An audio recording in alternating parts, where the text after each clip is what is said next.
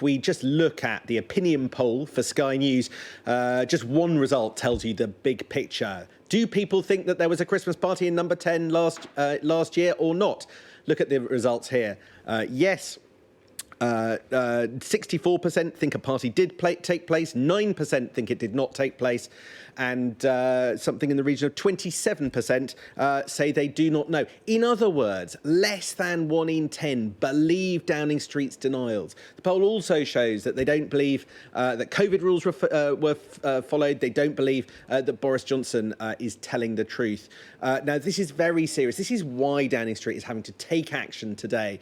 Many of the people who were surveyed by Opinion will have been spoken to online last night or this morning. They'll just have been getting to grips with that video from ITV News showing Downing Street aides joking about the alleged party. And clearly that has had an impact. It has had a cut through, and it suggests that Boris Johnson's denials are simply not where most of the public are. And that's a problem. It's a problem for Boris Johnson in relation to the public, and it's a problem for Boris Johnson in relation to his party. Look at this tweet from former Scottish Conservative leader Ruth Davidson. She says, "None of this is remotely defensible. Not having busy, boozy not parties while others were sticking to the rules, unable to visit ill or dying loved ones, nor flat out denying things that were easily provable, not taking the public for fools."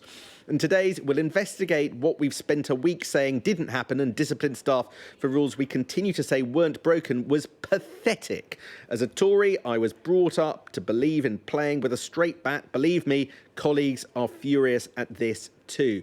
So what you heard Boris Johnson do earlier was ask the Cabinet Secretary Simon Case to investigate what happened in Downing Street on December the 18th, but not any of the other occasions where there are allegations of Christmas parties, either in the offices of Downing Street or indeed in Boris Johnson's own private flat where he lives with Mrs Johnson, Carrie Johnson. So quite a limited scope. Downing Street weren't able to say whether or not the Cabinet Secretary will be able to report this side of Christmas. They defended the fact that they weren't looking into other parties simply by saying the Prime Minister addressed that in Prime Minister's questions. I'm not sure he did. But the anger amongst this party are palpable. They want to see heads roll. And that's why I wouldn't rule out there being quite a rapid review and some action taken within days.